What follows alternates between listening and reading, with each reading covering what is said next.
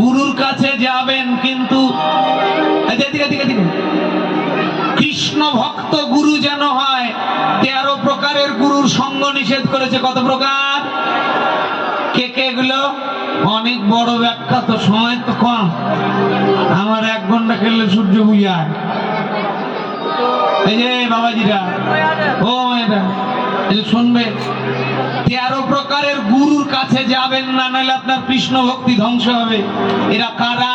1 number বলছে সহজিয়া, চূড়াধারী, আউল বাউল, কর্তা ভজা নাগরী, সখী ভেকি নেড়ানেরি, স্মার্ত জাত গোসাই। এটা ব্যাখ্যা দেব?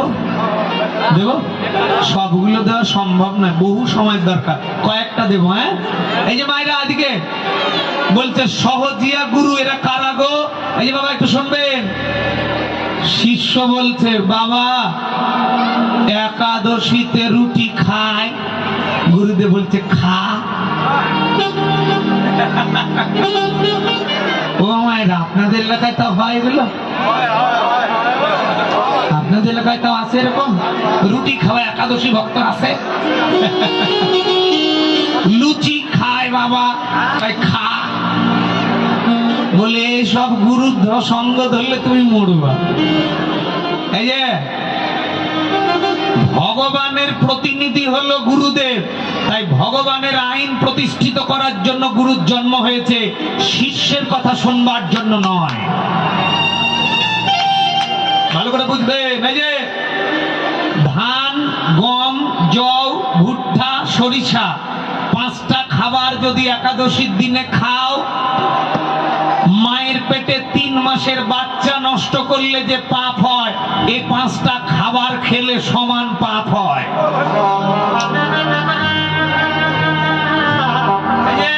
ছাড়বে না, খাবে একাদশীর দিন। ভগবান বলছে খা না, কতদিন খাবে? এমন ব্যাধি দেব না, কেঁদে চোখে জল শেষ হয়ে যাবে, কুলাবি না। খা। কি কি? ধান, গম, জও, ভুট্টা, সরিষা, পঞ্চরবি শস্য খাওয়া যাবে না। তাহলে গমের রুটি, চালের আটা, এগুলো খাওয়া যাবে না। ভালো করে বুঝবেন। এরা হলো সহজিয়া গুরু। বাবা কালী পূজা করি, কর। বাবা দুর্গা পূজা করি, কর। বাবা শীতলা পূজা করি, কর। বাবা ঘট পূজা করি, কর। বাবা ছট পূজা করি, মানে গুরুর শিষ্যকে চটকাবে না। শিষ্যের কথায় চটকে গেলে, গুরু আইন দিলে তো শিষ্য চটকে যাবে। এই জন্য গুরুর তখন আর দেরে না আসবে না। বুঝছেন? এরা হলো সহজিয়া গুরু, যারা ধর্মটাকে সহজ করে দিয়েছে, নিজের ইচ্ছে মতো করে। এরা হলো সহজিয়া। এই যে আউল বাউল দেখবেন সাধুর পোশাক পরে গাঁজা খাচ্ছে। যদি বলে ও বাবু গাঁজা কেন? কয় শিব খেয়েছিল, শিব খেয়েছিল, মারো ঝাঁটার বাড়ি।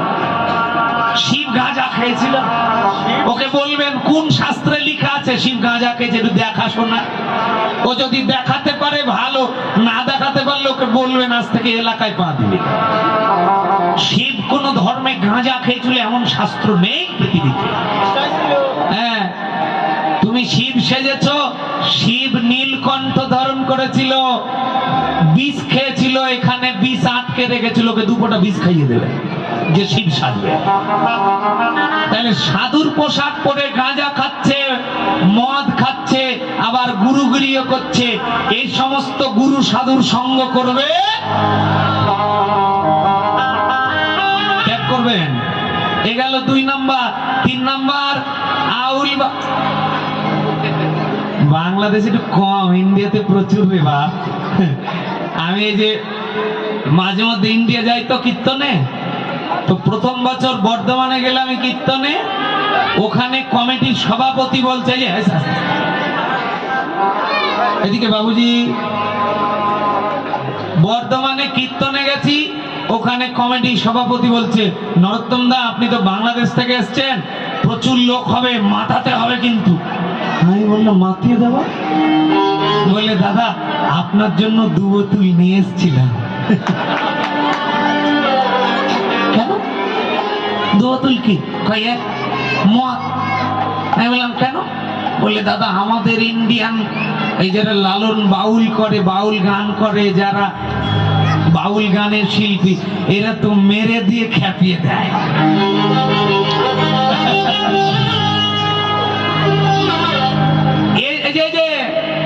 সাধু সঙ্গ করবেন, সব সাধু নয়। কোন সাধু? যারা নেশাযুক্ত সাধু, পান খাচ্ছে, সিগারেট খাচ্ছে, গাঁজা খাচ্ছে, মদ খাচ্ছে, আবার গুরুগিরি করছে, এই সমস্ত গুরু ত্যাগ করো। আউল বাউল নেরা নেরি, ও মায়েরা বাবাজিরা, নেরা নেরি কারা? বলবো বলবো? আমার বলতে লজ্জা, তা বলতে হবে। এই যে নেরা নেরি কারা জানেন? বাংলাদেশের 2-1টা আছে, ইন্ডিয়াতে প্রচুর। আমি নবদ্বীপে গেলাম, ওইখানে গিয়ে দিলাম এক মায়ের শাখা নেই, সিঁদুরও নেই, কিচ্ছু নেই। গুরুদেবের একজন ব্যক্তির সেবা করছে। ও মা, এ কে? তোমার স্বামী? কয় নাই, আমার গুরুদেব। ও আমল যা, তাই এই গুরুদেব তো তোমার স্বামী নেই? কয় ছিল। কি আছে, মরে গেছে? কয় না, মরে না, আমি মহিলা সন্ন্যাসী হয়ে গেছি। শাখা ভেঙে দিয়ে, সিঁদুর ভেঙে দিয়ে মহিলা সন্ন্যাসী হয়েছে, স্বামী সন্তান ছেড়ে গুরুদেবের সঙ্গে সঙ্গে ঘুরে বেড়াচ্ছে। 10 বছর হলো বাড়ি যায়নি। গুরুদেবকে জিজ্ঞেস করলো, বাবা আপনার স্ত্রী? কয় আমার স্ত্রীও বাড়িতে ছেলে মেয়ে নিয়ে আছে, আমিও যাইনি 10 বছর থেকে। ওই স্ত্রী ছাড়া, ও স্বামী ছাড়া। আবার এরা কয় আমরা মহিলা সন্ন্যাসী, আমি বৈরাগী। তা বৈরাগী কে? বলে যে শোনেননি, বলে উপাসনা করলে নাকি সঙ্গে একজন বৈষ্ণবী রাখতে হয়। নবদ্বীপে হইল যত বৈরাগীর আশ্রয়।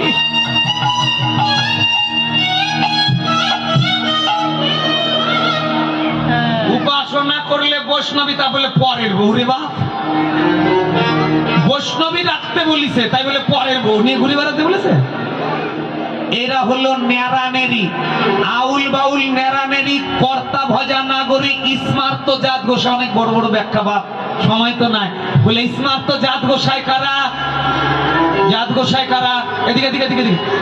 বললে হোটেলে মাছ মাংস খাচ্ছে, বিয়ে বাড়িতে মাছ মাংস খাচ্ছে, আবার হরিবাসর এসে কয় আমি যাত্রার হাতের খাবো না। কেন? কয় আমি ব্রাহ্মণের ছেলে, বৈরাগীর ছেলে। আচ্ছা, আপনাদের এলাকায় এরকম সাধু? হ্যাঁ, হোটেলেও খায়, বিয়ে বাড়িতে খায়, আবার হরিবাসর এসে খালি কয় আমি যাত্রার হাতের খায় না। এরকম সাধু হলো স্মার্ত জাত গোসাই। এদের সঙ্গ ত্যাগ করবেন। করোয়াতে জল খায়, রমণীর সঙ্গ চায়, এদের সঙ্গ ছাড়ো নিরন্তর। এদের সঙ্গ করবি যদি চৈতন্যের বিরোধী।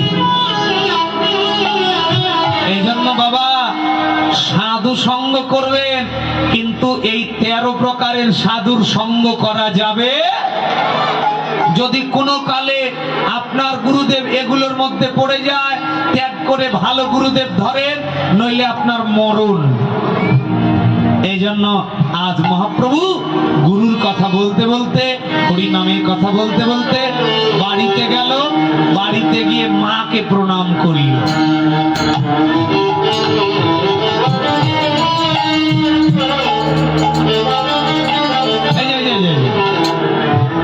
মহাপ্রভু বাড়ি গিয়ে মাকে প্রণাম করলো। কেন? ইসলাম ধর্মে বলছে মায়ের পায়ের নিচে সন্তানের বেহেশত। তাহলে আমাদের কি হবে? মায়ের পায়ের নিচে সন্তানের স্বর্গ। শাস্ত্রে বলছেন, এই যে এদিকে বৃন্দাবন, নবদ্বীপ, মথুরা ঘুরে আসলে যে পুণ্য লাভ হয়, মাকে ভক্তি ভরে 7 বার প্রদক্ষিণ করে মাকে প্রণাম করলে বৃন্দাবন ঘুরার পুণ্য লাভ হয়ে যায়।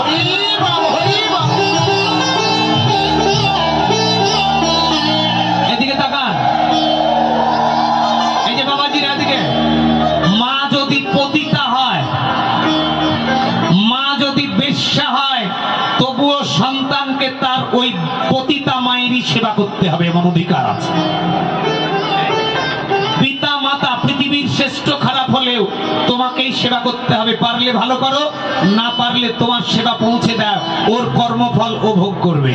কিন্তু তোমার জন্মদাতা, যার কারণে পৃথিবীর আলো দেখেছি, যার কারণে এই মানব জন্ম পেয়েছি, যার কারণে এমন কৃষ্ণ বলা জন্ম পেয়েছি, এই জন্য মারে পিতা মাতার সঙ্গে বেইমানি করো না। এক নাম্বার, নারীরা শ্বশুর শাশুড়ির সঙ্গে বেইমানি করো না। কেন? 25 বছর মানুষ করে 10 মাস 10 দিন গর্ভে ধারণ করে নিজের ছেলেটাকে তোমার হাতে তুলে দিয়েছে। শাশুড়ি যদি খারাপ হয় তবুও তার কারণে তোমার স্বামীকে পেয়েছো, তোমার আনন্দ পেয়েছো, তোমার উল্লাস পেয়েছো, তোমার বংশবৃদ্ধি হয়েছে। শাশুড়ি শ্বশুরের ঋণ কোনোদিন শোধ করতে পারবে না। এই যে মা, একজন মা বলেছিল, নরোত্তম দা, শ্বশুর শাশুড়ি যদি খারাপ হয়, খারাপ হলে তোমার স্বামীর জন্মদাতা।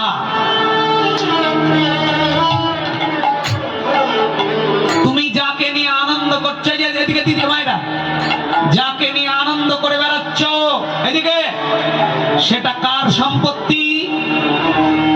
বলো, কার সম্পত্তিটা? কার? তুমি যে সম্পত্তি নিয়ে উপভোগ করছো তোমার স্বামী, ওই সম্পত্তির সৃষ্টিকর্তাকে, মালিককে? জন্মদাতা পিতা মাতা। তাই যার সম্পত্তি খাচ্ছ, যার সম্পত্তি নিয়ে আনন্দ করে বেড়াচ্ছ, তার সঙ্গে বেইমানি করো না। খারাপ হলে তোমাকে সেবা করতে হবে।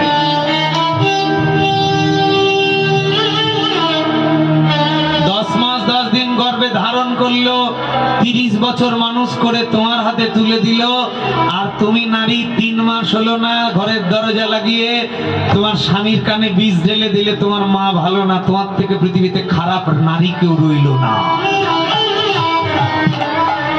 একটা জন্ম দাও, এ নারী, একটা জন্ম দাও। দেখো কত ব্যথা। তোমার যতটা ব্যথা, তোমার শাশুড়ির ব্যথাটা একটু অনুভব করিও। তোমার কাছে তোমার সন্তান যতটা প্রিয়, তোমার শাশুড়ির কাছে তোমার স্বামী ততটাই প্রিয়। অধিকার কেড়ে নিও না। এই যে মা, পৃথিবীতে পাপ হলো 3 প্রকারের। পাপ, মহাপাপ, অতি পাপ। পাপের ক্ষমা হয়, মহাপাপের ক্ষমা হয়, অতি পাপের ক্ষমা হয় না। এগুলো কোনগুলো? পরের স্ত্রী অপহরণ, পরের জমি দখল, মিথ্যে কেস দিয়ে কাউকে ফাঁসানো, ভাইয়ের জমি খাওয়া, বোনের জমি দখল করা, বাবা মাকে ভাত না দেওয়া। এই পাপগুলো ভগবান এই জন্মে ক্ষমা করবে না। হরি বল, হরি বল। এগুলো অতি পাপ। এই যে এ জন্মে ঠগিয়ে যাবে, পরের জন্মে ঠকবে। দিকে দিকে দিকে দিকে আমার দিকে তাকান, দেখবেন অনেক বাবা মা ভালো আছে, কিন্তু ছেলে একটা হিরণের নেশা করতে করতে 35 বিঘা সম্পত্তি বিক্রি করে ফেলেছে, বাবা ভিখারি হয়েছে। এরকম আছে না? তাহলে বাবা মা ভালো, ছেলে কেন হিরণখোর হলো? ও মা, ভগবান ভাগবতে লিখেছেন, এ জন্মে যদি কাউকে ঠগিয়ে রাখো, কারো জমি দখল করে রাখো, কাউকে মিথ্যা কেস দাও, পরের নারী পরের পুরুষ অপহরণ করো, ভাইয়ের জমি দখল করো, মিথ্যা কেস দিয়ে কাউকে ফাঁসাও, তাহলে পরের জন্মে তোমার গর্ভের ওকে সন্তান বানিয়ে তোমাকে ভিখারি বানাবো। যাকে ঠগিয়েছো সে তোমারই সন্তান হবে। ভাগবতে স্পষ্ট লিখে দিয়েছেন, যাকে ঠগিয়েছো তোমারই গর্ভের সন্তান হবে। সেদিন নেশাযুক্ত হয়ে তোমাকে ভিখারি বানাবে, কেঁদেও কুল পাবে না।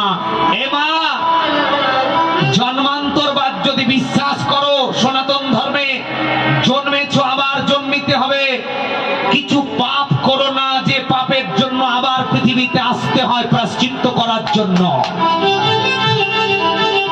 পিতা মাতাকে যারা ভাত দেয় না, এদেরকে ভগবান ক্ষমা করে না। এই জন্য মহাপ্রভু জোর দিয়ে বলেছেন, আমার সেবা করার আগে, যে মায়েরা আমার দিকে তাকান, আমি নরোত্তম দাস রাজশাহী থেকে বলে গেলাম, আপনার গুরু যদি থাকে, আমার বিরুদ্ধে যদি কথা বলে, জিজ্ঞেস করে নেবেন নিজের নিজের গুরুদেবকে। নরোত্তম দাস বলে গেছে, বাবা মাকে ভাত না দিলে ভগবানের সেবা গ্রহণ হবে না, আপনার হাতের সেবা নিবে না শ্বশুর শাশুড়িকে ভাত না দিলে। যতই পিতলের গোপাল খান আর প্রসাদ ভোজি হন আর বৃন্দাবন ঘুরে বেড়ান, শ্বশুর শাশুড়িকে ভাত না দিলে আপনার সেবা নিবে না, এ কথার বিরুদ্ধে যদি কোনো গুরুদেব বলতে পারে, আমি কীর্তন ছেড়ে দেব জন্মের মতো। চ্যালেঞ্জ করে গেলাম আমি নরোত্তম দাস। শাস্ত্রে স্পষ্ট লিখে দিয়েছেন, পিতা মাতা শ্বশুর শাস্ত্রীকে ভাত না দিয়ে আমার সেবা যারা করবে, আমি তার কোটি টাকা দিয়ে মন্দির বানিয়ে দিলেও আমি তার হাতের সেবা গ্রহণ করব না। তাই গুরু যদি ভজতে হয়, আগে পিতা মাতার চরণ ভজ। গোবিন্দের চরণে যদি ফুল দিতে হয়, আগে বাবা মার চরণে ফুল দাও। এই ঋণ তুমি শোধ করতে পারবে না। গায়ের চামড়া কেটে জুতো বানিয়ে দিলেও মায়ের ঋণ শোধ করা যায় না রে মা। এই জন্য বৈষ্ণব কবি লিখেছিলেন, আজ যাচ্ছে ঘরে ফিরছেন।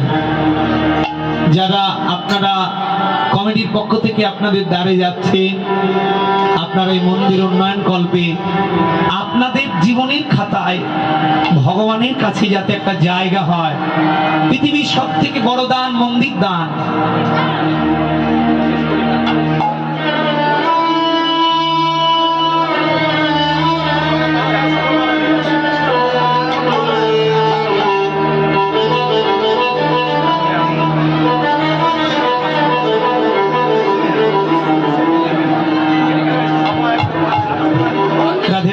এদিকে মায়েরা প্রয়োজন তো, এদিকে আর নয়, আর নয়, খুব মন দিয়ে শুনবেন। আজ মহাপ্রভু ঘরে ফিরছেন, কিভাবে লিয়বসান হেরি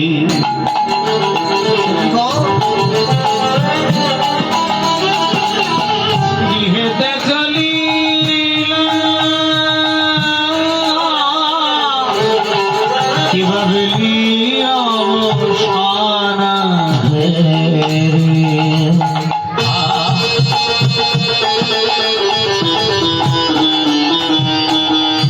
গৃহেতে চলিল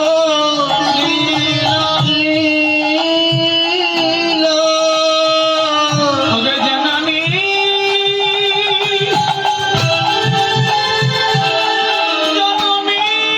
জননী জননী প্রভু আমার প্রণাম করিলা। শিব জননী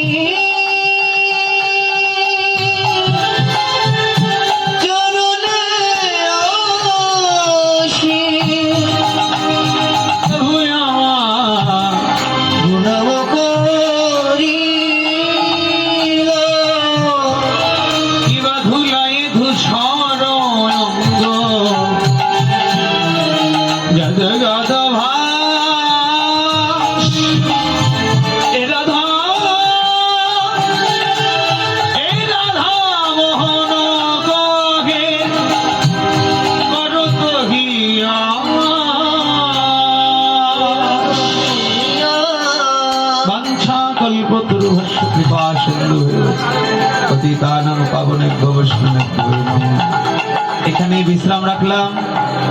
আমার কমিটির পক্ষ থেকে ভিক্ষায় যাবে তো বলেছি, আপনারা ভালো থাকবেন, সুস্থ থাকবেন। আবার দেখা হবে, আমার সময় শেষ, 10টা পর্যন্ত সময়। আপনাদের অনুরোধ করলাম, ক্ষমা করবেন। আবার দেখা হবে কোনো এক সময়। ইউটিউবে কীর্তন শুনবেন, আর আমাদের নেতৃবৃন্দ এসেছে, তাদের কথা শ্রবণ করুন। যারা দক্ষিণা দিতে চান, আমার পক্ষ থেকে যাচ্ছি, দিতে পারবেন। আমরা নেতৃবৃন্দের, আমাদের সমাজসেবকদের কথা শুনে আমি আর অল্প একটু সময় নিয়ে আমার এই লীলা কীর্তনটা শেষ করব। কেউ উঠবেন না মায়েরা, একটু সময় দিবেন, সবাই একটু বসবেন, বিরক্ত হবেন না।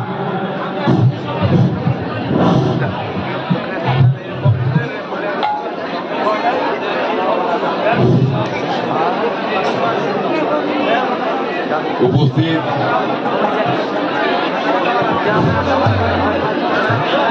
উপস্থিত